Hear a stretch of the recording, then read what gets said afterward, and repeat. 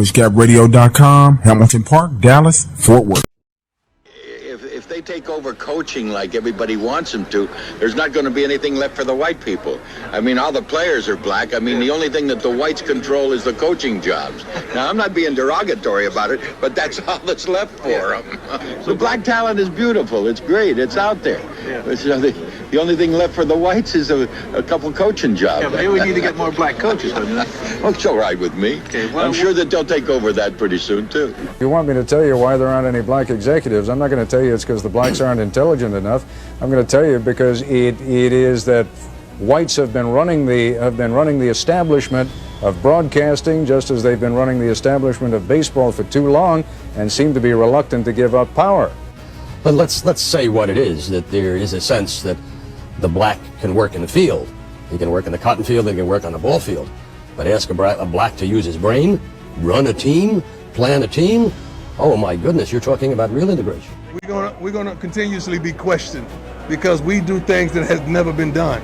That's the way our life has presented themselves. We do things that have never been done, and that makes people uncomfortable. When you see a confident black man sitting up here talking his talk, walking his walk, coaching 75% African Americans in the locker room, that's kind of threatening. Oh, they don't like that. But guess what? We're going to consistently do what we do because I'm here and ain't going nowhere. And I'm about to get comfortable in a minute. PushGapRadio.com, Hamilton Park, Dallas, Fort Worth. PushGapRadio.com. We finna take over this town like street sweepers. Don't knock the hustle, baby. Hey, this is Scott Moran. It's not just the brothers that listen to PushGapRadio.com. For the hottest new show in the Metroplex, it's Shackleford 1 in the main event on PushGapRadio.com. Hamilton Park, Dallas, Fort Worth. Dallas, baby.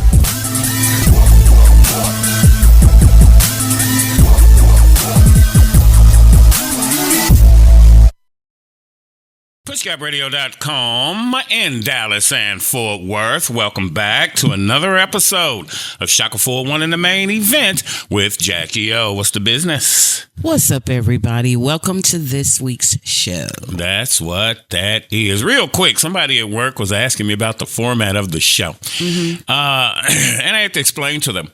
That's why it's called the making of Push Gap Radios. We're making a podcast. All right. We're syndicated through KYBNradio.com in Mountain View, California. Big shout out to Dr. Aaron Ramsey and the gang out there. Hey, Dr. Ramsey and the crew. And yeah, you're watching us make a podcast, all right? We was the hottest thing in the game when we was just podcasting. We switched over less than a year ago over here to the YouTube channel. So that's why our format is like it is. Man, the thing constantly evolving. Constantly evolving, mine. The thing with Tupac is off the chain, no? Yes, after almost 30 years. That has been a long time in the making. Now, I'm not into a whole lot of rap, but Tupac was my favorite. I loved me some Tupac music. That's when hip-hop was hip-hop, baby. Yes. That's when hip-hop was hip-hop, my. Tupac's murder. 27 years after the rapper's murder, police made their first arrest in connection with the drive-by shooting of Tupac Shakur in Las Vegas. Authorities allege the suspect, Dwayne Keefe D. Davis, orchestrated the 1996 attack in retaliation for a fight. Tupac and them were at the Mike Tyson fight out there, if you recall. Nearly 3 decades after the killing of Tupac Shakur in Las Vegas, news of an arrest. Tonight, the suspect now charged with murder. Here's Kayna Whitworth. Tonight, a major break in the infamous murder case of Tupac Shakur. This is the indictment we've been waiting almost 3 decades for. After nearly 30 years, police arresting Dwayne Davis, known as Keefe D, charging him with murder. Authorities say it was Davis's own public comments that reinvigorated the case in 2018. You said the shots came from the back. Who shot Tupac? The keeper for the code of the streets. It just came from the backseat for him. Tonight, authorities accusing him of being the shot caller who provided the gun and orchestrated the 1996 hit on Tupac in retaliation for this incident where Tupac and others beat up Davis's nephew. Come out, put your hands up. Just 2 months ago, police raided Davis's home. ABC News, the first to obtain the body camera video. We obtained information during that execution of that search warrant that corroborated information obtained through our investigation. Authorities said this was their last chance to solve this case, and now he's set to appear in court next week. David? And it was something about gang-related. Orlando, what's the last? I can't think of the guy's last name. It was Keefe D's nephew. He got jumped by them. And that's how it all came down. And they finally made an arrest in connection with Tupac's murder here. And just totally sad. Again, great rap music was made back in our day. Mm-hmm. A lot of folk don't understand His that. nephew's name was Orlando Baby Lane Anderson. Yes. He was killed two years after Tupac, and he was killed by the Las Vegas police. Mm-hmm. But the thing is that Keefe D had gotten, years ago, had gotten caught up with another charge. Right. And in order for him not to go to jail for a very long time for that charge, he talked to them about that night, and he admitted that he and his nephew were both in the back seat of the Cadillac that pulled up at the red light where the shots came from to kill Tupac. And he basically let them know that his nephew did it. Yeah, because his nephew's dead. Well, no, he wasn't dead at the time. Yeah. But I'm talking about all the interviews. Oh, yeah. And whatnot. Yeah, well, yeah, the nephew got killed 2 years later after Tupac. So just Tupac about was everybody 96 and he was 98. that was involved is dead. Police likely waited years before arresting Keefe D, who had openly discussed his involvement in Tupac Shakur's killing so he could provide a compilation of confessions, so according to a retired detective. Well, because he's sick. He has cancer. On last Friday, Las Vegas police arrested and charged with murder Dwayne Keefe D. Davis, who 5 years ago revealed in a documentary interview he was riding in a white Cadillac where a backseat shooter opened fire on Tupac's BMW in Sin City in 1996. Davis and others in the Cadillac were reportedly members of the notorious L.A. gang, the Southside Compton Crips. Tupac was affiliated with the Bloods, a rival L.A. gang. And what they saying was that they just let him talk. He went on Vlad TV like most of them do. And, you know, with the internet and social media, now all these so-called gangsters, all they do is snitch on themselves. Well, he also did a tell-all memoir back in 2019. So it wasn't a whole lot left to the imagination anyway. But I'm sure he saw it coming because they raided his wife's home back in July of this year. And they took a lot of things out of the home. Right. So I'm sure he saw it coming. But the twist to this whole story is his sister is one of my mother's sisters, my aunt's best friends. And so... Whose sister? Keefe D? Keefe D's sister. Right. And my aunt are best friends. And so a lot... Because she lives in California. Yes, she lives in California. And, well, a lot of my aunts live in California. So they used to party with them back in the days. And I understand they used to have a really good time. But, yeah, he's also allegedly is supposed to be possibly tied to Biggie's murder as well. Yes. So they're still investigating him for that. Because they say Suge Knight told him that if you solve Tupac's murder, you'll solve Biggie's murder as well. Okay. Now, Keefe D said he had already agreed to help Tupac's East Coast rival, Sean Diddy Combs. Sean Diddy Combs has been brought into the mix, okay? After the Lap raided the house of former gang member named Keefe D in relation to Tupac's fatal shooting, it seems like they got more evidence related to another tragic incident that took life of another rap legend, the notorious B.I.G., so known as Biggie Smalls. And apparently, all traces now lead to the suspicion that these two crimes are closely connected and there's one person who stands behind them. I don't even care if it's hard to believe, because the proof is there. Confesses. With more details coming into play, the police have all reasons to suspect that Diddy is guilty in conniving with West Coast gangsters, and it was him who paid the gangs to get rid of Tupac and later Biggie. Investigators long suspected that Smalls was gunned down in an East Coast-West Coast rivalry between rappers, but apparently, after raiding the house of Keefe D and reigniting the investigation, we are finally going to witness the justice prevailing over lies, bribery, and conspiracies, as it's now believed that Diddy will be brought into questioning by the feds anytime soon. And it looks like the infamous hip-hop producer is not happy to see how the events unfold. And I'm like, wow, this vibe that they got on me, like I'm Big Red or something. Despite multiple people speaking on Diddy's involvement in both cases, no arrest has ever been made. As the FBI agent who worked on Biggie's case said, I understand it's bad enough that you've got a body. There's nothing worse than that, but the lengths that they went cover up that murder, I think will shock people. But it's all changing right in front of us, guys. And there's good reason to believe that newly found events will be enough to finally make the notorious music mogul pay for his crimes. On Tuesday, July 18, 2023, the Las Vegas Metropolitan Police Department conducted a search in Henderson, the city just 16 miles southeast of Las Vegas. The investigation of Tupac's fatal shooting kicked back into life, and it brought us new, unexpected details about another unsolved crime. 2009. And so whether they use that original statement or just the new statements, it's all stuff that can be now brought into court. Wallace's tragic and unexpected demise, coming less than a year after that of legendary rapper Tupac, sent shockwaves through the hip-hop community and sparked an outpouring of grief. And although the first suspect in this crime was Tupac's producer, Suge Knight, and many people said that Diddy didn't have any motives to eliminate Howe's own artist, ex-officer Greg Kading doesn't believe in this theory. Well, for Sean Combs, I mean, what are his choices really? I mean, is he going to come out and confess to his association with the killer? Moreover, Kading is confident that both incidents that took lives of Tupac and Biggie Smalls were related. He was working on finding the answer to the question who wanted unalive Biggie and discovered new information linking both cases. As the detective explained, Diddy hired the same gang to execute his own artist, and just to divert attention from his own persona, this time, he chose to be as close to the scene of crime as possible. Diddy sat in the passenger seat of a white Chevy Suburban with a driver and 3 bodyguards, while Biggie did the same in a green Suburban.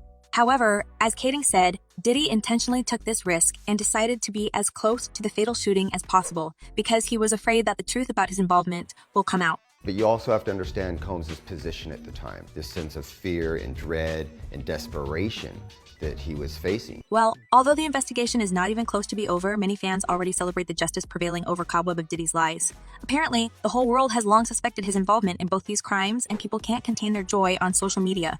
This one person commented, "It's about damn time down with the demon Diddy, who has destroyed so many lives with his presence down with the demon."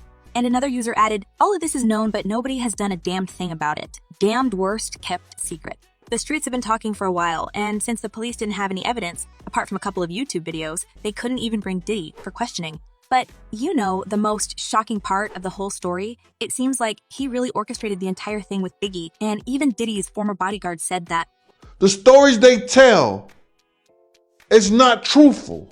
Deal, who worked as Diddy's security in the 1990s, insisted Biggie wasn't shot in a drive-by, as many were made to believe. He also added that he rushed to Biggie's aid after the shooting and pulled him from the vehicle, only to watch this kid lose his life. And in the most shocking part of the whole story is that his boss told him not to join the rappers that night. As the ex-bodyguard stated, "Before we left Andre Harrell's house, Puff told me I didn't have to go."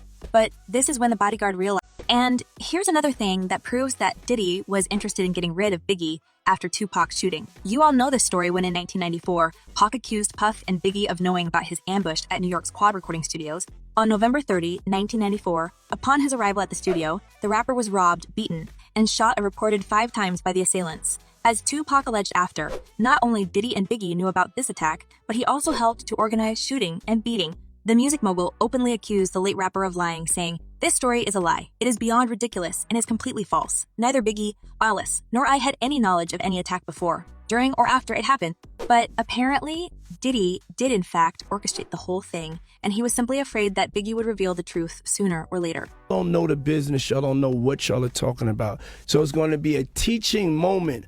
And if you know a thing or two about Diddy's teaching ways and how he usually deals with problems, nothing good was expected from this person. You probably realize that Biggie became some sort of a threat for the producer, especially since Wallace was devastated by Tupac's demise. And he apparently realized that this West Coast-East Coast beef went too far and turned out to be dangerous. As one insider claimed, the night Tupac was shot, I remember Big calling me and crying. I think it's fair to say he was probably afraid, given everything that was going on at that time and all the hype that was put on this so-called beef. Apparently, Biggie going emotional and showing his weakness was something Puffy couldn't tolerate because he couldn't afford his own artist to rat him out. I'm going to fight for my reputation. I'm going to fight for the honorable man I am, the righteous king that I am. Netizens cannot wait to see the results of the Lapt investigation. And judging by the newly found evidence and Keefe D's testimony, it's just a matter of time before the music mogul is charged not with one, but 2 crimes he had committed in the past. As one person commented, I hope they reopen the case put Diddy behind bars. He needs to go, period.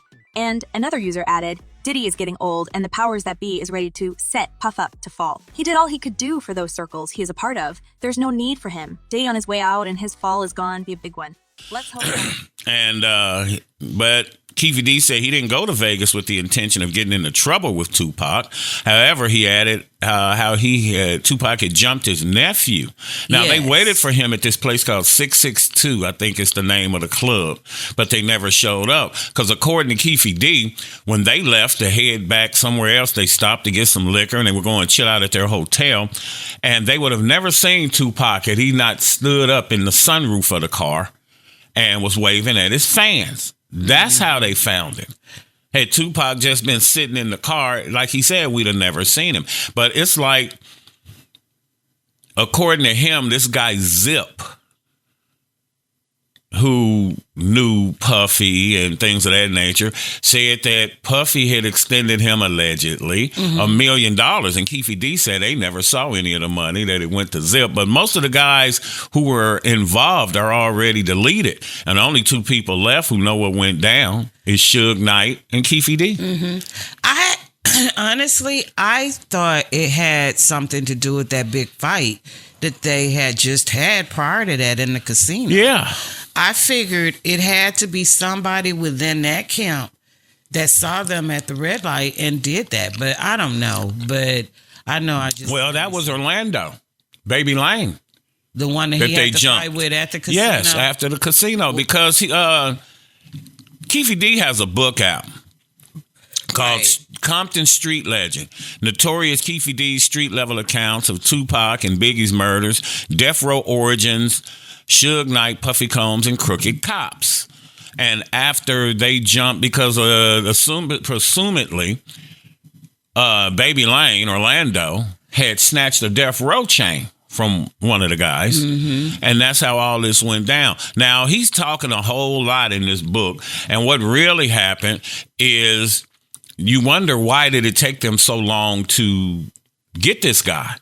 But what they saying was that the Las Vegas police was just building up evidence, because after he went on Vlad TV giving his interview, now he went on other interviews, and you got to keep embellishing and telling more in order to get the interviews, because some of these people pay you. You know what I'm saying? And so in order for them to keep bringing you on the show and to keep paying you, you got to tell something you didn't tell in the last damn interview. Well, and I also remember a few years ago that it came out that some evidence had come up missing and stuff as well. Yeah. And so I don't think they were investigating it as strong as they should have during some of those years. They were waiting for them to delete each other out. Right. Because Vegas figured it wasn't their problem, that it was a Southern California gang-related problem. Right. That's why they weren't so gung-ho in getting anything done. Well, that and Las Vegas within itself have heavy gang activity. So they have their hands full with their own residents and gang activity. So, and then again, with it being so long ago, but then you know how it is when you get new innovative and hungry detectives. Yeah. And then because you know daggone well that the same detectives that started the guy 27 Katie, years ago are not the same the prosecutors and whatnot. Yeah, everybody, all of the guards have and changed. they was just letting him hang himself. Yeah. Because when they called him in about that proffer deal, which is like they say queen for a day, it doesn't give you immunity. It's just that we're not going to charge you right now with whatever it is that you tell us. But when they pulled him back in asking him about the interview, he said, well, I just did it for the cameras. I was just doing it for the interview. You can only say that for so long, fam. Right. Then these people need to come see about you. Now, Keefe D himself has admitted in interviews and in his 2019 tell-all memoir, Compton Street Legend, that he provided the gun used in the drive-by shooting. And he's now 60 years old. And they don't give a damn about none of that. and was arrested, like we said, early last Friday while on a walk near his home on the outskirts of Vegas. Hours before prosecutors announced in court that a Nevada grand jury had indicted the self-described gangster on one count of murder with a deadly weapon. He's due in court this week. And the grand jury also voted to add a sentencing enhancement to the murder charge for gang activity that could add up to 20 additional years if he's convicted. And like you said, his nephew Orlando Brown was killed in 1998. And it's just all sad, but they trying to see what's going to happen with Diddy now. Yeah, because his name is coming up a lot. Yeah. With this. But you know what, though? Diddy's name has been coming up a lot with a lot of shiesty stuff all along. Yeah. Diddy probably have a lot of skeletons in his damn closet. Well, not so much as skeletons in his closet, but as far as protection, that, you have to have police officers and some politicians and some other high-powered folk in his pocket, because he should have been in jail a long time ago if a lot of these things that are said about him is true. And the thing about it is, sometimes you have to be kind of skeptical about what you believe in the media, because you could get a lot of misleading information. But when a name comes up that often and is always negative, there's something to that. Yeah. Now, Tupac died September 13th, 6 days later from his injuries. And after watching the ambulances carry the rapper and Suge Knight to the hospital, Davis's crew went back to the hotel and popped bottles and partied like it was any other night. He said wasn't no studio gangster gonna treat them like that. It's what Keefe D said about Tupac. And they said, it's just another day at the office. May sound cold-hearted, but from a street perspective, the killing of Tupac Shakur and rival rapper Biggie Smalls would be considered nothing more than collateral damage. However, Davis did admit he does have a deep sense of remorse for what happened to Tupac. So, yeah, they said... I, for the life of me, cannot understand how somebody's words warrant getting killed. I mean, I know in their instance, they were actually physically fighting, but again, it all have to start from words. So what? It's like... Sticks and stones may break my bones. This is ridiculous.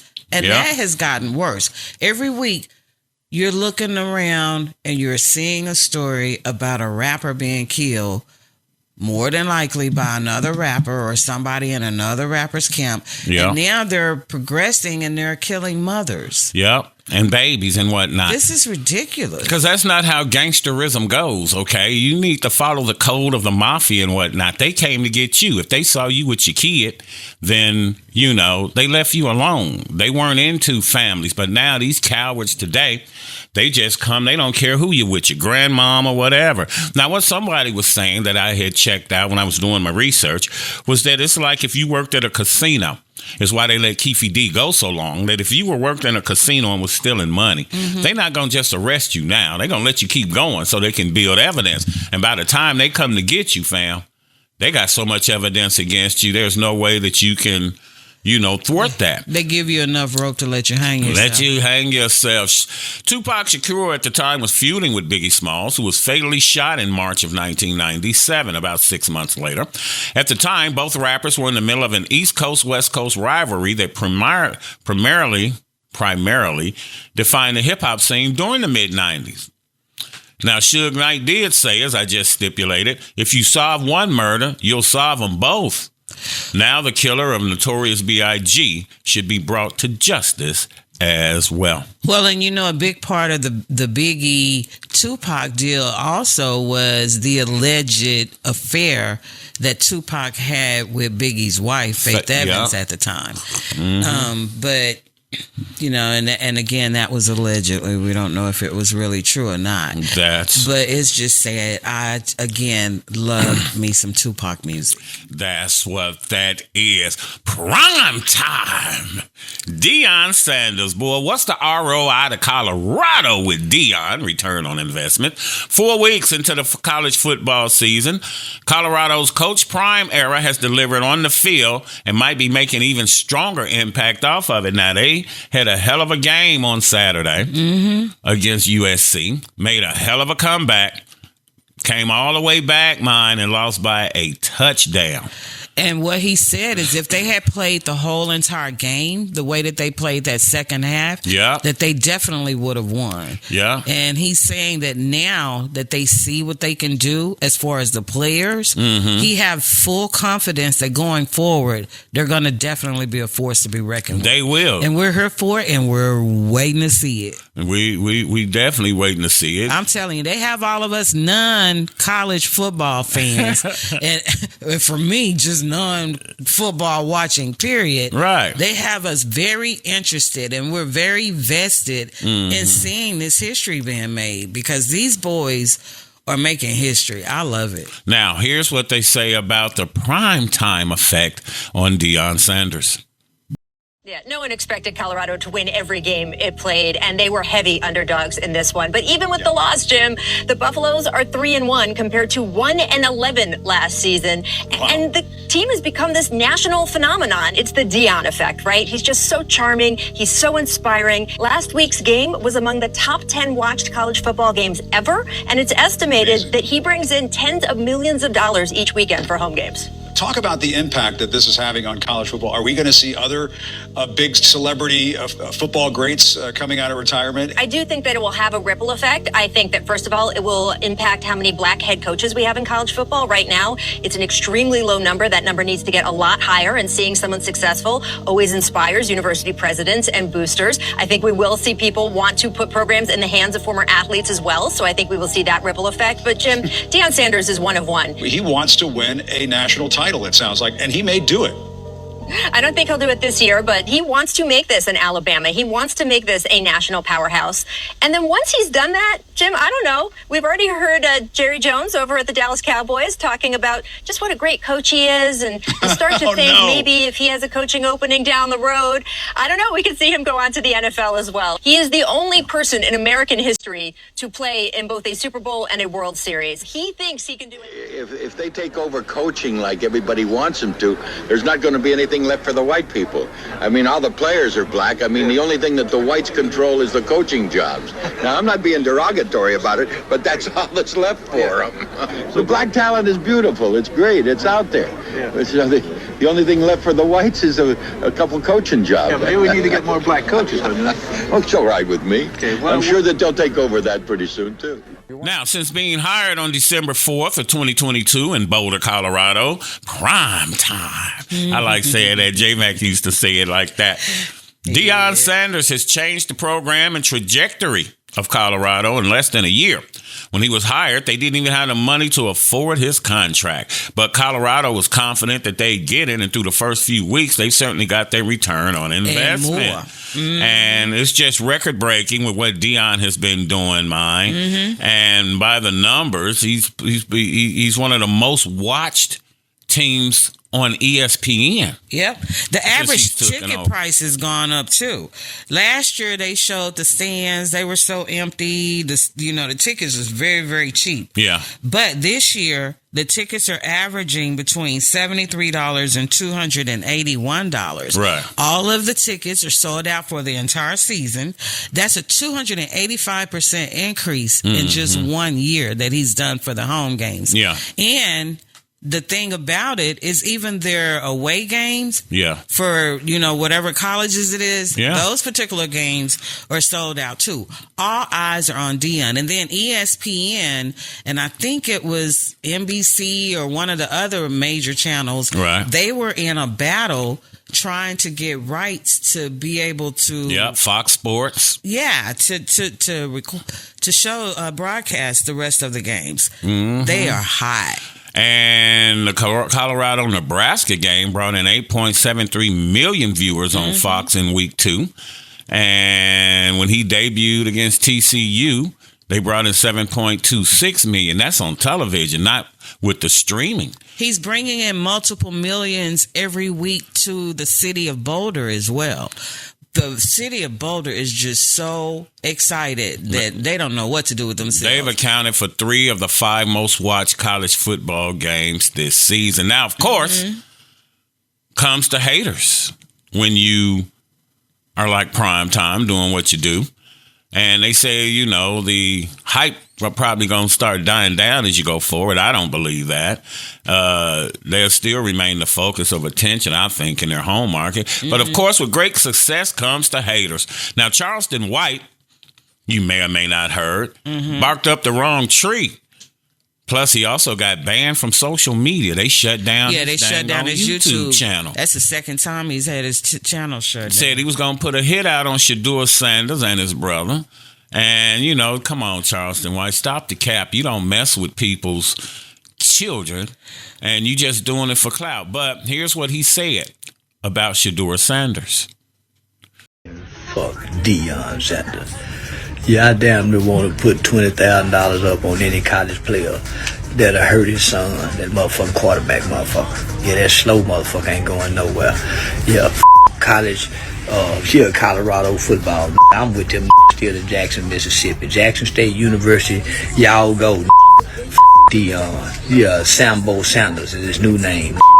Any a football player. Deion ain't never done where we can rally and revolutionize around him. Man, a football player with a turf toe. Deion.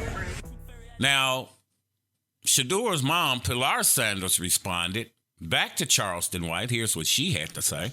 So this grown-ass little guy wants to put a hit out on my son? On my son, Charleston White. Let it be known. You putting a hit out on my son? And then Charleston White came back and apologized. Check this out. And I want to say to Pilar, Miss Pilar Sanders, that boy mama, I'm sorry, ma'am. I was just bullshit about the boy. I wasn't serious, but I'm gonna play like I'm serious because everybody believe it. But yeah, I was bullshit, but I'm gonna play like I was serious because everybody made like, oh, he's okay, but yeah, I'm serious then. But yeah, I was just bullshit.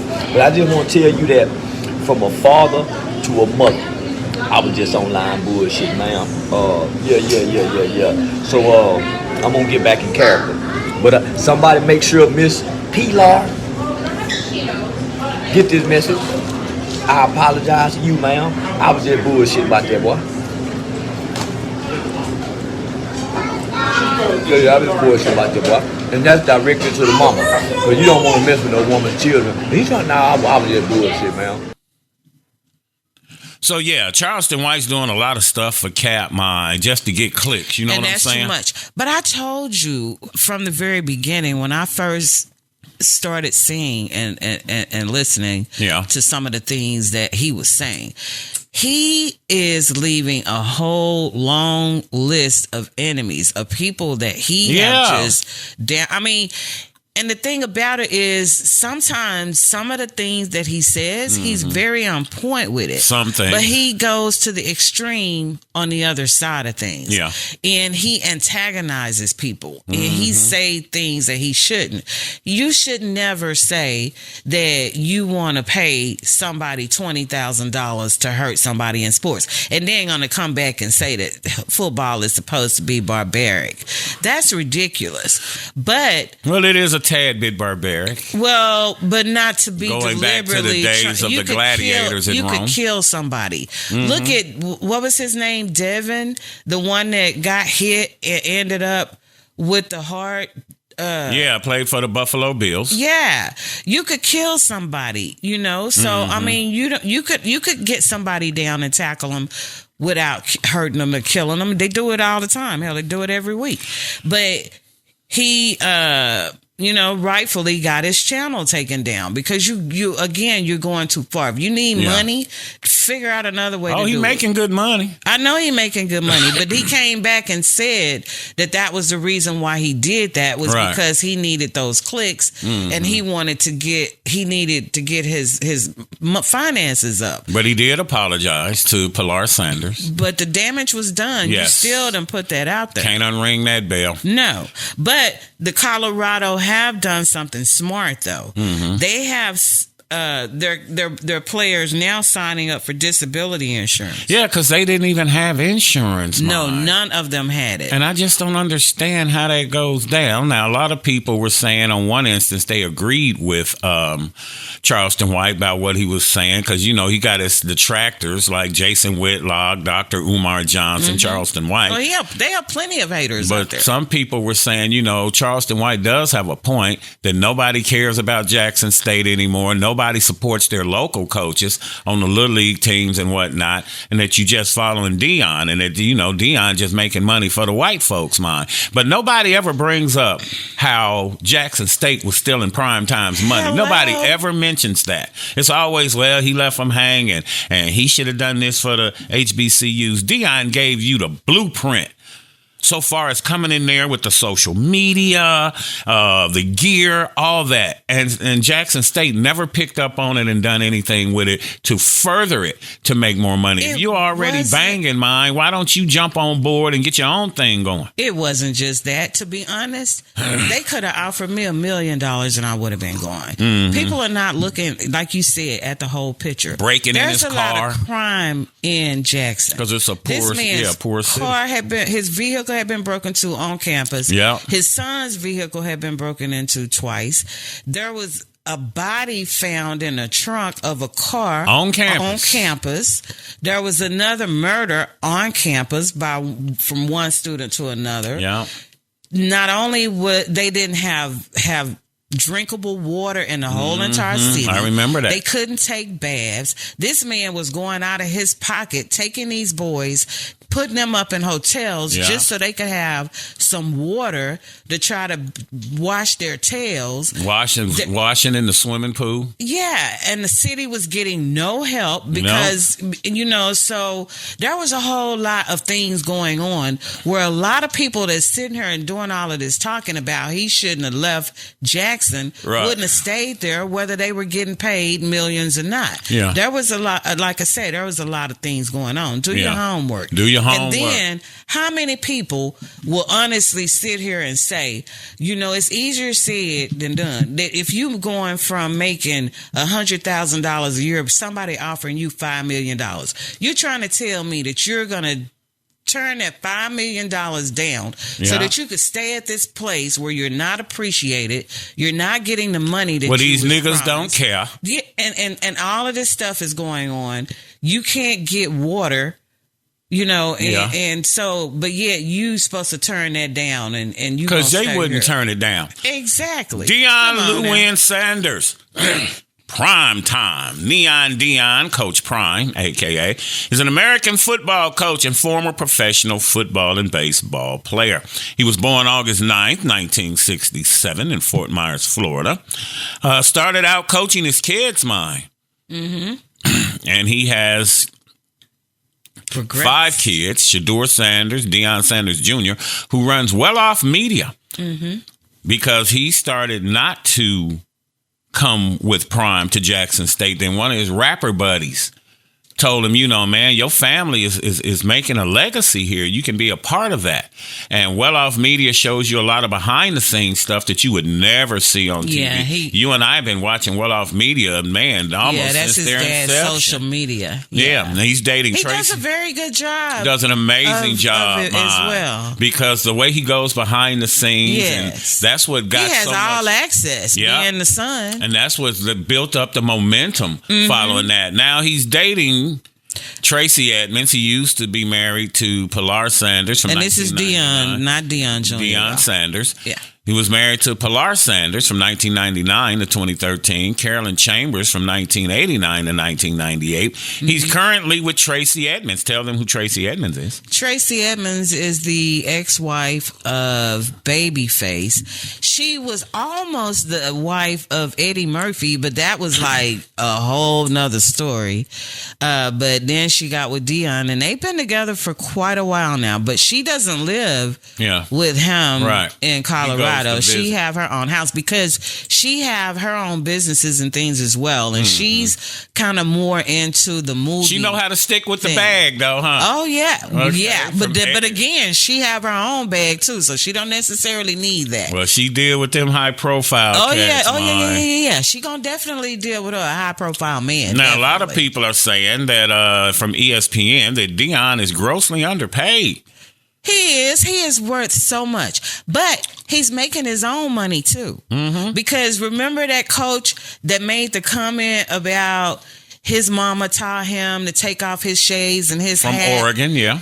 you know, and stuff when he's talking to people and whatever. And then Deion went into collaboration with this company for these sunglasses, and made $4.9 million in one day for these sunglasses. And there's some exclusive ones, some limited edition ones that are being released in October. The sunglass deal he signed was with Blenders and has received at least 67,000 pre-orders before it went on sale, before they go on sale October 12th, which will roughly generate $4.5 million in revenue for prime time. Meanwhile, Sanders' Coach Prime line of sunglasses with Blenders has received, again, the 67,000 orders, and since they had went live, now their Blenders is based out of San Diego, and they so far sold more than 72,000 units. The glasses cost $67, and Deion is going to truly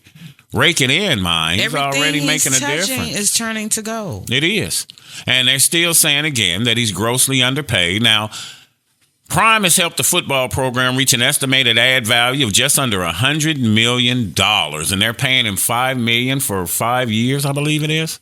But they had no way of really projecting what he would be bringing in. As it is, they paid him.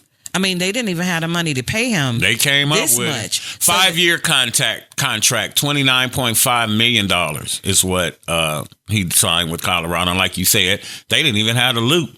But them boosters came through. Okay. And they saying the university ran a report on the equivalent ad value of media coverage. That came to $90 million. And again, he signed a 5-year, $29.5 million contract this past offseason. And when you factor in all the money he's brought in for this program, that contract is starting to pay for itself. See, winning solves everything. Okay. Most cases. Winning solves everything, And, you know, according to Nielsen ratings, they've averaged almost 500,000 viewers per game in the Denver market. And a these 7-fold increase. All these celebrities keep coming in for all the games. And, you know, with them coming their entourage and their friends and stuff. And that's just boosting the Because Prime know a lot of people, He does. He's a celeb his damn self. Well, even the ones that he don't know, everybody all eyes are on this team. Exactly. It's like they're an American phenomenon. And it's just, everybody's just interested. Deion Sanders by the numbers. Coach Deion Sanders has been a major asset for the University of Colorado, from ad deals to celebrity endorsements and increased media coverage. The NFL Hall of Famer has reportedly again generated $90 million in revenue for the Division I school, according to Yahoo Finance. And his tenure, along with the school's growing popularity, has only just begun. They say he's Colorado's $280 million man. And Colorado is paying Deion the $29.5 million, but what he's been worth to the university, the estimate again is $280 million. And on December 4th is when he was brought into Boulder. And they said, we don't have the money yet, but we know we'll get it. 10 months later, it turns out the university found the money, and it wasn't hiding under the damn seat cushion. It came from a return on investment with Sanders has been in a shocking scope. Now, they're saying the $289 million is a conservative estimate, and this was compiled by USA Today Sports. And it's just the man's return on investment just a couple of months into his first season. And They had increased donations of $8 million, increases in other categories at $3 million, and the estimated value of increased media exposure that came with hiring a Hall of Famer has attracted so many cameras. Earned media impact, $249 million. The massive exposure for Colorado under Coach Prime is constantly recurring national advertisement for Colorado. It's called earned media. Okay. And these are all the things that Prime has brought to these people. Look at social media. And then the 68,500 mentions in the media since December, And then there's all the merchandise. Like he himself have trademarked recently several of those slogans that you see on those sweatshirts that they wear. And so I ain't hard to find. Yeah, he's making money with that. I believe his security guard that was standing behind him when he was doing his an interview during the first game or before the first game. This big buff bodyguard is standing behind him, and then his T-shirt slogan says "F around and find out." And basically, it's like you come up. You try to come up and do something to Deion. I got something for you. Yeah, I got something waiting for you, looking baby. like a big Mack truck standing behind Deion. Ticket sales, $20 million difference. If you don't count earned media, Colorado earned enough from the Prime effect in other areas to pay for his contract over 5 years, and the ticket sales is a big one. They sold out all football tickets this year for the first time in history. All season tickets are gone. Yep, all of them. And they said that this has been since 1996, and the season sellouts bringing in an additional $31.9 million. Donations are up. A record $28 million has been given to its fundraising arm, the Buff Club, in fiscal year 2023 alone. But I just went to go and just to research and see what the tickets are reselling for. Right. And so I went on Ticketmaster for this upcoming game this weekend. Yeah. And the tickets actually were, I don't know anything about the seating at football games except 50-yard line. But the tickets were not that bad. They were like starting at $67, I think, and some. So you could still, I guess, last minute go to the game and just be in the atmosphere. Yeah. To just hang out, mine. Yeah. And now they're saying he's brought in $3 million in other categories. In fiscal year 2022, Colorado's revenue from merchandise royalties through the collegiate licensing company was $1.3 million. A year later, it's up to $1.5 million, including just 7 months under Deion. And for the current fiscal year, the budgeted revenue is $2 million, but will be nearly $300,000 more than that. And dollar figures for other revenue categories aren't available, but Deion has massive increases. But the thing I like since about he's it, come near mine. And the thing I like about it as well is he's including his family in being able to make money. Exactly. Because there's a commercial with his mom, his sister, all of his children. Yeah. And just to bring up the rear, to kind of step back to what we were talking about earlier with his children. Yeah. He also, in addition to Shador and Shiloh, who's there, everybody knows from, playing football for their dad forever. And as you mentioned earlier, Deion Jr., he also have two daughters. His oldest child is daughter Deandra, who's 31. She is by the first wife, Carolyn. She along with Deion Jr. And I don't know if we said Deion's Jr.'s age or not, but he's 29. And then there is Shiloh, 23, Shador, 21, and then the baby, which he calls Bossy. Bossy is 19, and that's Miss Shalimar. But she plays basketball at Colorado. So she followed her dad as well, but he just loves on her and hugs her and kisses her all the time and everything, and she tries to blend in and go do her little thing, and the boys, her brothers Shador and Shiloh, are very overprotective of her, and they always try to keep her in line and keep an eye on her. And if she's not doing what they think she should be doing, they go and tell Prime, and then he gets and she gets so mad at them, but they don't care. They keep a And all of them have their own YouTube channel. Yes. Now, here's how Blenders and Coach Prime came together for this line of sunglasses. Check it out. So my dad actually put him on my radar about 1.5 years ago before he was at Boulder. And he was like, Chase, you got to take a look at this guy. He's making huge moves in college football and he's about to make bigger moves. And finally, I caught wind of him. And it just so happens that he was in the market for a sunglass deal at this time. And so we reached out, we made something happen before the season as he was really passionate about it. And it's been absolutely skyrocketing. The partnership was planned, but the drama between the CSU coach was not planned. That just fell into our lap, honestly. So the timing was impeccable. And yeah, we're on pace to have our biggest month ever.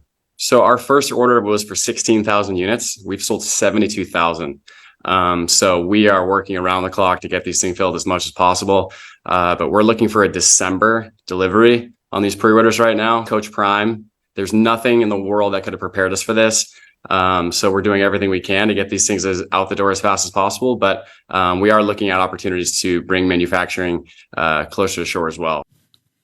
So, yeah, some people say that Deion sold out by leaving Jackson State. Again, Charleston White, Dr. Umar Johnson, Jason Whitlock, and say that it's bad for black college football and HBCUs. And see, other folks say the only thing Deion is selling out is tickets to the game, baby. And now here's Dr. Umar Johnson on Deion at Jackson State. This was about the survival of the HBCU. It's bigger than Deion, especially, though, Dr. Umar. no, Yes, no. it is. That one man could have been a catalyst for a movement that would have revolutionized the survival of HBCU. But why does the movement stop just because he left? The He was gonna still abolition be wasn't here. just about Frederick Douglass. But if Frederick Douglass would have pulled out, it would have hurt it. The Underground Railroad wasn't just about Harriet, but if she would have pulled out, it would have failed. So what was the civil HBCU rights movement wasn't before just about Deion? King. Before Deion 3 years ago, what was They the were HBCU struggling, and he could have helped save it. And for him to pull out of Jackson State the way that he did it before making sure the HBCU system survived, to me was selfish. He chose money over the movement, Charlemagne, and celebrities do it all the time, and y'all want to give him a pass. Nobody get no pass. I don't care who Deion Sanders is. He had a chance to help, and he hurt, and y'all want to condone that because you black celebrities are not committed to the best interests of black people. And here's a second video explaining Dr. Umar Johnson's problem with Deion Sanders, as he puts it.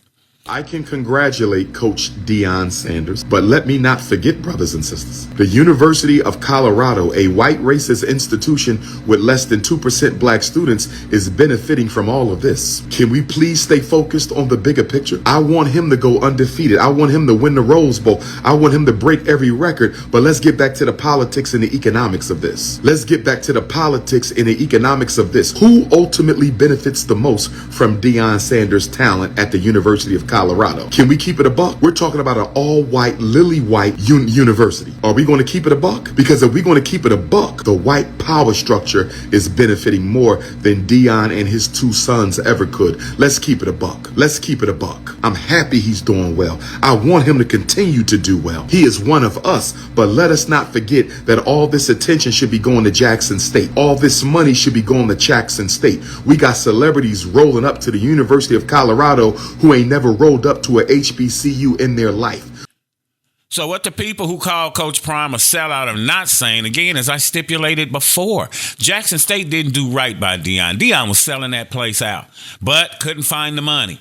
He said it was misappropriation of funds and all kind of other stuff that was going on, where these people just weren't doing what they were supposed to do with the money. They was pocketing the money, all kind of nefarious goings on. But we don't never want to talk about that. And one of the rappers just recently donated a lot of money to Jackson State. I want to say it was either Dr. Dre or not Dr. Dre. Wasn't What's no his damn name? Dr. Dre. Ice Cube, I think. Yeah. I don't know.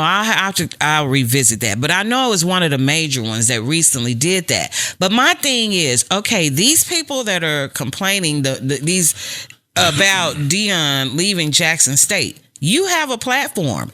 You have a lot of people that watch you and follow you. So why aren't you at Jackson State doing what you think and Deion that's should have exactly done? what somebody said. Also, what about the fact that Deion is opening up the door for other black coaches to get paid? I don't see Umar Johnson at Jackson State games. I didn't see Jason Whitlock or Charleston White at the Jackson State game. Yeah, or the why you black doing all that talking? Or the black alumni going back to Jackson and donating money. They in the suburbs donating their taxes to that base. Or better yet, again, help these people get water, because they probably still don't have decent water. Because they said that all these critics of Deion are not doing anything for the community. And he reconstructed the HBCU program at Jackson State and left them the damn blueprint.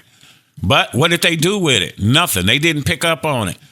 They stole 10% of gate receipts. He was supposed to get some of the ticket funds when JSU games had over 60,000 fans, but said that JSU was reporting under 30,000 that was cutting money from Deion. And he said it was time to go. Plus, like you said, dead bodies in the trunk of cars, breaking in. I remember they broke in his office or his car and stole a boombox or something. They broke in his someone office had gave and him as stole a gift. a lot of things during a game. He was out. Yeah. They was out playing a game, and while they were playing the game, these people broke into his office stealing stuff. Yeah, and Come it's on just now. sad. And where are the black people who should be coming in here, like you saying, and helping the community? If they're in here winning, how come you're not showing? Where's your alumni? And this is how a lot of universities and colleges get their money, from alumni contributions. But when it comes to us, we go to our HBCUs, and then once we bone out, we don't come back to offer no help. Whether we become successful in life, whether we become engineers, politicians, doctors, lawyers, we never go back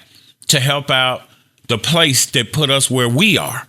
And it's just truly freaking sad that you want to go off on somebody who sacrificed his deal to come here. He was paying coaches out of his own damn pocket. Well, and again, not only was this man there himself, his children were there. Yeah. He had 4 out of 5 of his children that was in this city. Do you think this man wanted his kids to be, I mean, because, you know, granted, he was a coach and all of that, but he's a father first. Yeah.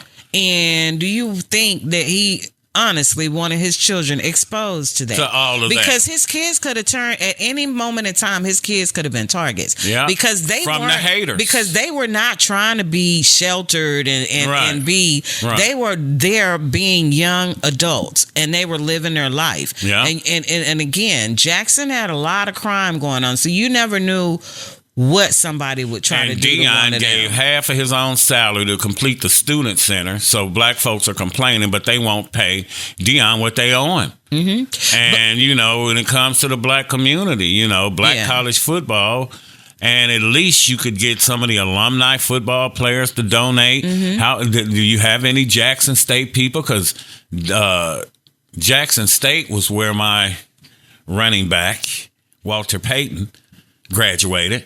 But when you make it successfully, how come you don't come back and give to your school? And Now, it's us with that, man. Now, I'm sure Shador will be going back, because Shador just graduated this last semester from them. So he got his degree from Jackson State, and then he fell in love. I was gonna say, he fell in love with the J5, with the what you call them, the marching band. No. The drum major. The drum major, yeah. He wanted to be a drum major. He even ordered his own stick. Yeah, it came right before they moved from Jackson, but he got to use it once. Mm-hmm. Yeah. But I saw him the other week when he did his touchdown. And then when he was like getting ready to go back to the bench on the sideline, he did the little J5 move. Mm-hmm. Yeah, he loved Jackson. He thrived. Daddy did mine. But that is Deion Sanders by the numbers, mine. And again, in our community, it's just so sad how you don't want to support. You don't want to come in, give your time, effort, energy, or money, but you want to beat down the person that did. Now, Dr. Umar Johnson is saying that what a difference Deion would have made by coaching at an HBCU, opening doors for other black coaches, which he's already done that, okay? And again, it's why won't you take the blueprint that I left you and build upon that? That's not my fault. I came in, I showed you the way. That's what Nino Brown said in New Jack City. The Peruvians have shown us the way. Primetime done shown you the way. He brought in media. He done brought in donations. And JSU was packed out. They showed pictures of Colorado from last year. And I'm talking about spring football. And then they show you the stands this year. It's jam-packed. Celebrities all over the place. Everywhere. And then you complaining, well, he could have done that for a black school. The thing with us as black people, sorry to say, the thing with us as black people is that we just can't seem to get it right. Go to a restaurant and look at the customer service. Then when a white person comes in, you trip all over yourself trying to do for them. Okay? And whenever it's something with us, but we've been so conditioned through social engineering to think that whatever we got is inferior. But why does everybody want our culture? That's because we the bangingest thing in the game. I told you, if a spaceship came here or 100 ships came here to take black Americans away from here, white folk wouldn't let us go. Why don't you come and donate money and time and whatnot and give some of your resources to these places? HBCUs, we don't come back and support. And now a lot of HBCUs, it's more immigrants that attend than black folks do.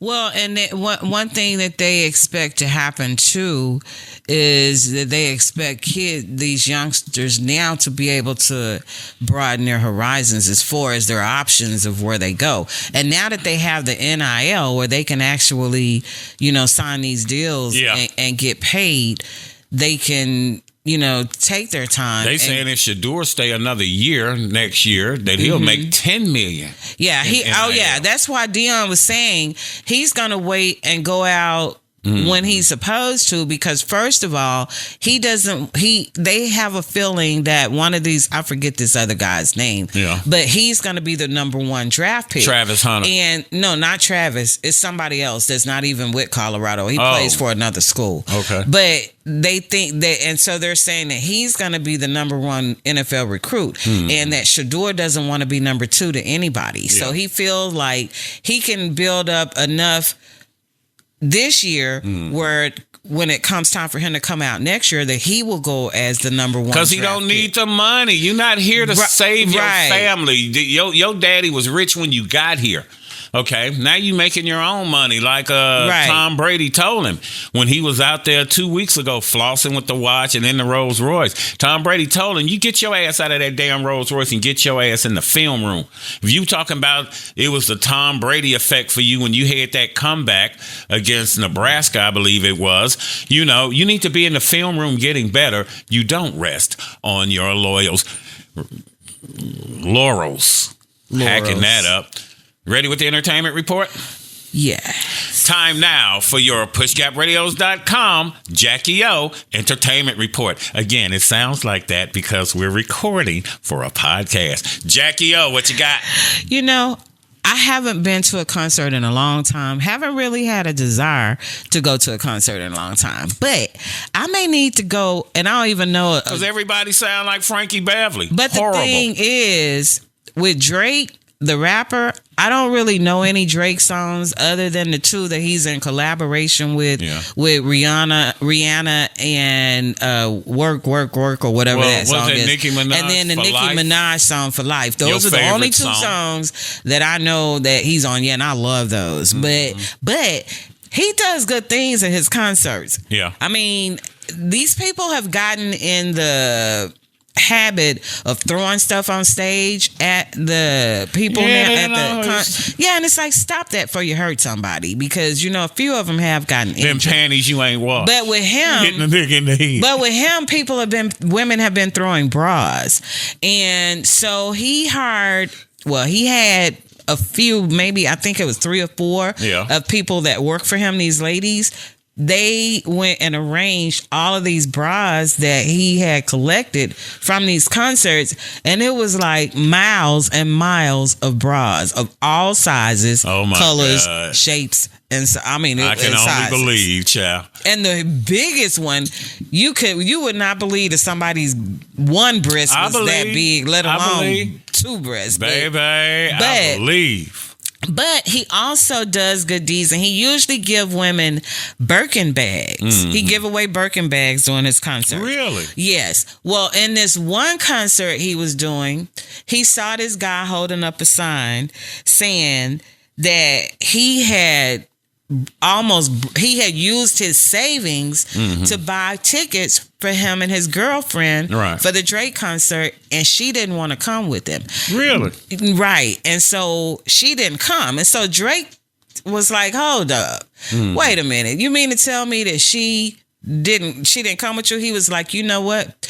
I'm going to give you 50 bands just so you can go flex on her. And I'm thinking, okay, what's 50 bands? So I kept reading, and it was like $50,000. And I'm thinking, oh my goodness. Well, I don't use it. And then he gonna spend it all on her any damn way. Probably, but then you never know. He might not. I wouldn't even tell I had it.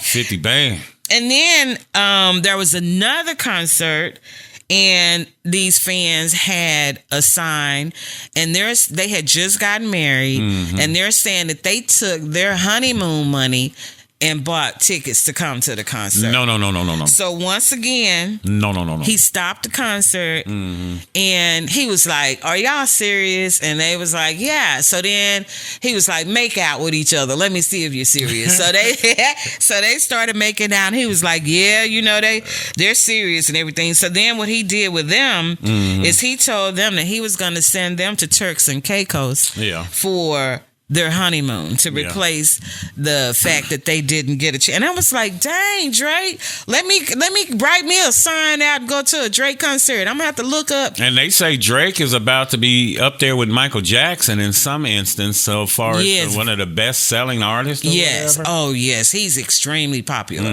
He could probably go and rap about a trash can, and they would just just be all over it. He's one of the voices with the AI, the artificial intelligence, that they have taken his voice and put him on all of these different tracks and things. So he's not real happy about that. But what can you do? Same way they trying to do with the actors.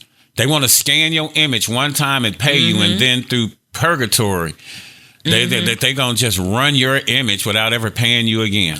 Yep, but he likes to party and have his fun too. Of course. He went to the famous strip club in Atlanta, Onyx. And when he went to Onyx, he had a large plastic... I thought Magic City was the spot in Atlanta. I think it's Onyx now. And so he had this large plastic container, and inside this container was $250,000 cash. Wow. So he made it rain. All singles.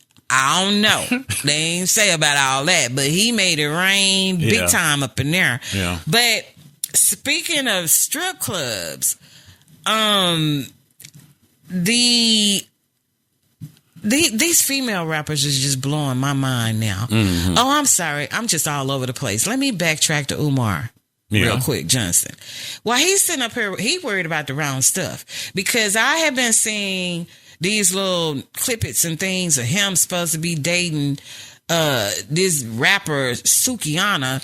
This girl is she is so out there. It's ridiculous. Yeah. I mean, the things that she's doing. She's just way too ratchet. Says she wants to get her coochie stretched, and she was over in London talking about she want to get her coochie stretched, and she want to eat a nigga's fart locker. And she was saying this loud directly in front of these women. They're prim and proper in England. Yeah. And you walking in front of these people talking about you want your coochie ate out and what it is. No respect of self. None. But then, you're a plant by these white people in order to tear down the black community, because according to people that I listen to, they destroyed the youngsters with the gangster culture, and they destroying the young black women with the hoe culture.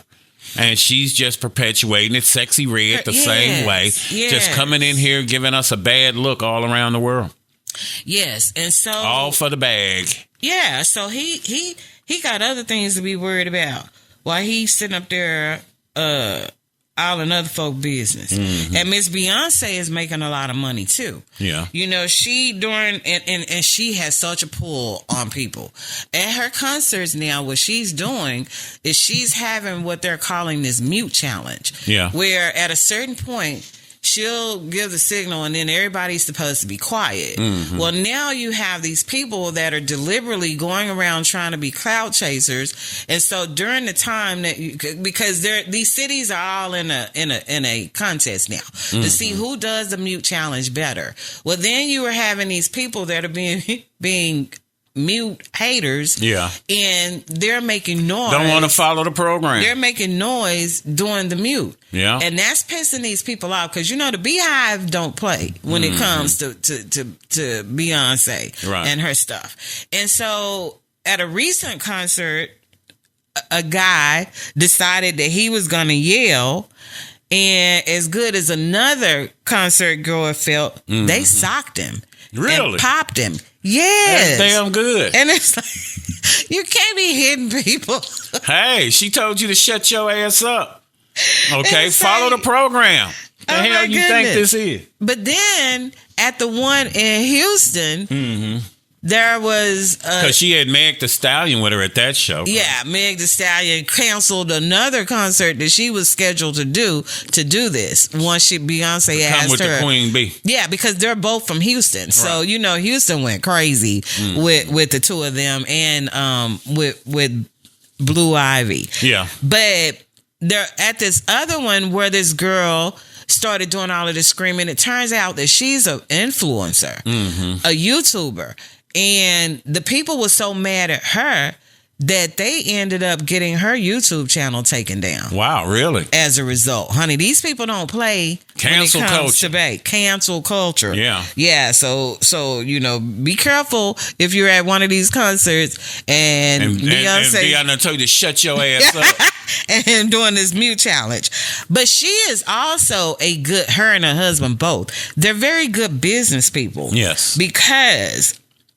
I know I have noticed when I've been seeing clippets of the cameras being like right up on her doing some of these concerts. That's because they're making a documentary. Yeah. And so she's going to be collaborating, or she has been collaborating with AMC. And they're going to do a lot of theaters. Yeah. Right. They're going to be doing a lot of behind the scenes footage, the actual concert footage, and then a lot of exclusives that is going to be included in it, that will be released a little bit later on. And then I guess what she's doing now, she's getting into a habit of when she released her new music and her new albums and things, she's basically doing these like story videos that goes along with the music.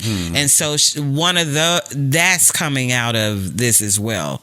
So by the end of the tour, she is estimated to have made over $1 billion altogether. I don't doubt it, mine. With the merchandise, because what she is asking for people to do as well is a lot of people are wearing silver, some type of silver, metallic or whatever to the concert. So you have all of these people. So niggas in there with shiny shirts on. Yes, and they're coming in from these hats all the way down to their shiny boots, honey. Yeah. But there are some really, really, really cute outfits are coming out from it. Once I start getting back into my crafts, I'm actually gonna craft some of it to put up for sale with our other stuff. Already. But yeah, and then Usher.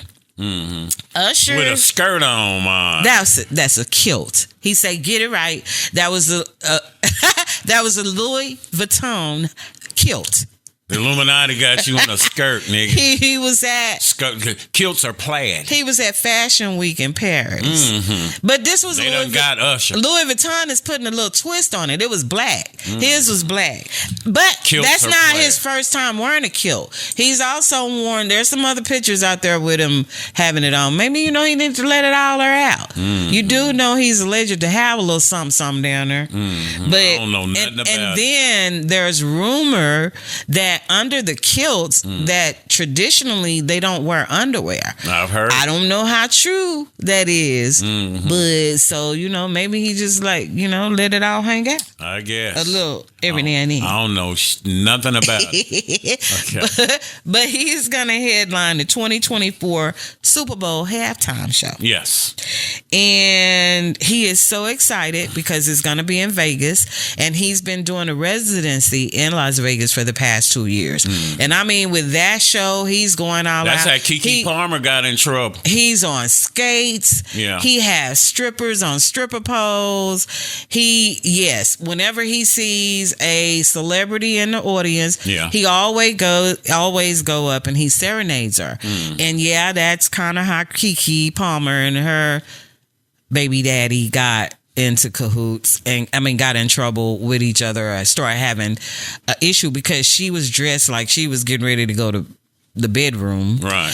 And Usher was all up on her, and she was loving it. And then they came out after that and did a video, which was kind of like a dig. But Keke has since come out with her and her boyfriend. They're fine, and they're living their life and loving their baby, and keeping on. But Usher said that the way that he found out about him doing the halftime show is that he got a phone call because Rock Nation and Jay-Z are they're collaborating with the NFL, so he's like kind of in charge of the music part of the halftime shows, right. And so when he called Usher, he asked Usher if he was ready. And Usher was like, ready for what? And he was like, can you bring it to the world? And so he was just real excited once he found out that, he was going to do it. And they got a little skit that they've done from his 2004 hit Confessions. And Confessions was a banging album. Yes. Now, one thing about Usher, I don't, his personal life is his personal life and all those things. But as far as his music and his performance, as far as his dancing and the type of shows that he put on and stuff, he's a definite performer. He's an entertainer. So I expect his Super Bowl show to be phenomenal. All right. Michael Jackson was one of his proteges, and he takes a lot of. Tried to outdance Mike on stage one day. Mike had to put it on him. He did. So I'm looking forward to that. All righty. That's the Jackie O Entertainment Report, heard exclusively on pushcapradios.com. Thank you for hanging out with the bangingest thing on your urban internet radio dial. Never average, never mediocre, online, on point, and on the money. Pray until something happens. God always provides. On pushcapradios.com, the power is in the name. If you listen to us on KYBNradio.com, you can find us at Pushgap TV 1 on YouTube. And if you watch us on YouTube at the Making of Pushgap Radios, then you can also catch the podcast every Thursday night, 8 p.m. Pacific, 10 p.m. Central on KYBNradio.com, and also at Buzzsprout. If you're working out or driving and don't have time to watch the videos, you can listen to the audio. Jackie O. Like, comment, subscribe, share, all of that. Hit the notification button so that each week you can be reminded of our great show. That's what that is. PushGapRadios.com. Dallas, baby. And we're out. PushGapRadios.com. We're bridging the gap between old school and new school radio. Pray until something happens. God always provides. At PushGapRadios.com, the power is in the name. Thank you for following us. And remember this, the people who follow us aren't followers. Jackie O. And speaking of followers, everybody, remember to like, subscribe, comment, and share this video and all of our other ones. Yeah. Also, go visit us over at Facebook, Instagram. Do you still do Twitter? Yeah, I'm working on it. I got to beef up tweet him, y'all. Media. Give him a reason to tweet. And then y'all be sure and come on back next week because we're going to have a lot more good information for you. That's what that is. Never average, never mediocre. Online, on point, and on the money. In Hamilton Park, Dallas, Fort Worth, we're PushGapRadios.com. PushGapRadios.com. Dallas, baby. And we're out. PushGapRadio.com. We finna take over this town like street sweepers. Don't knock the hustle, baby. Dallas, baby. Never average, never mediocre. We're online, on point, and on the money. Chaco Ford won in the main event only on PushGapRadio.com. PushGapRadio.com. It's Dallas, baby.